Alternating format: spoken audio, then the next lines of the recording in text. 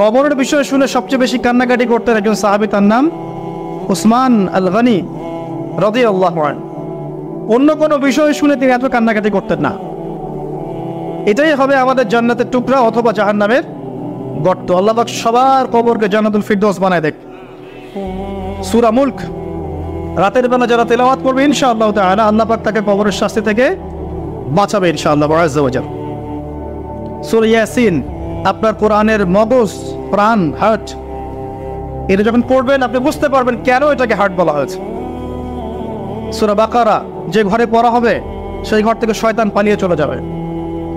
আমরা তো বাড়ি করলে হুজুর ডেকে আনি, তাই না? ঝাড়ফুঁক করাই, বাড়ি বন্ধ করি, তাবিজ করি, কত কি করি না?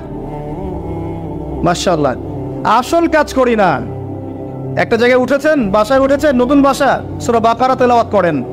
ব্যবসা স্টার্ট করেছেন, ওখানে সূরা বাকারা প্লে করেন বা তেলাওয়াত করেন। সূরা বাকারা যেখানে তেলাওয়াত হবে বরকত আসবে এবং সেখান থেকে শয়তান পালিয়ে যাবে ইনশাআল্লাহ তাআলা। অনেক ফজিলত আছে। সূরা কাফিরুন, ওই যে বললাম 1999 জন মানুষ জাহান্নামে যাচ্ছে, তাদের আমলনামায় কোন পাপটা কমন ছিল জানেন? তাদের আমলনামায় কোন পাপটা থাকতে পারে বেশি? শিরকের পাপ। কারণ কি জানেন? আমি বলছি, সূরা নিসার মধ্যে আল্লাহ পাক বলেছেন, ইন্নাল্লাহা লা ইয়াগফিরু আন ইউশরাকা বিহি ওয়া ইয়াগফিরু মা দুনা যালিকা লিমান ইয়াশা।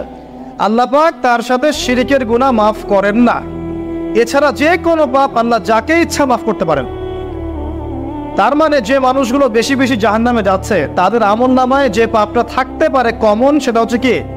শিরক। অন্য পাপ হলে হয়তো আল্লাহ পাক মাফ করে দিতেন, সিম্পল। এই শিরক থেকে আল্লাহ পাক আপনাকে বাঁচাবেন একটা আমলের মাধ্যমে। বলে দেব, সূরাতুল কাফিরুন প্রত্যেক রাতে আল্লাহ পাক যে কথাগুলো আমি বলছি, প্রথমে আমাকে আমল করার তৌফিক দান করুন, আমিন, এবং আপনাদের সবাইকে তৌফিক দান করুন, আমিন। সূরা কাফিরুন রাতের বেলা তেলাওয়াত করলে আল্লাহ পাক আপনাকে শিরক থেকে বাঁচিয়ে রাখবেন সব। এছাড়াও আরো 3টা ছোট ছোট সূরা আছে, সূরা ফালাক, সূরা নাস, ইখলাস। সকাল সন্ধ্যায় 3 বার করে, ফজরের পর 3 বার 3 বার 3 বার, মাগরিবের পর 3 বার 3 বার 3 বার। এটা বিকেলেও করা যায়, আসরের পরেও করা যায়। আর ঘুমানোর সময় 3-3-3 করে হাত দুটো একত্রিত করে ফু দিয়ে সারা গায়ে মাসাহ করে ঘুমাতে হয়। এটা করলে দৃশ্য অদৃশ্যের ক্ষতিগুলো আপনাকে স্পর্শ করবে না ইনশাআল্লাহ। মানুষ ঘুমালে শয়তান ঘাড়ে 3টা গিট দেয়, মনে আছে হাদিসটা?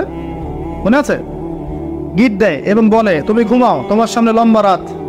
আবার গিট দেয়, তুমি ঘুমাও, তোমার সামনে লম্বা রাত। আবার গিট দিয়ে বলে, তুমি ঘুমাও, তোমার সামনে লম্বা রাত। যদি আপনি 3 বার মাসাহ করেন ইনশাআল্লাহ তাআলা দেখবেন সকালে উঠতে আপনার সুবিধা হচ্ছে, এনার্জি পাচ্ছেন, আপনার মধ্যে জড়তা কাজ করবে না। আরেকটা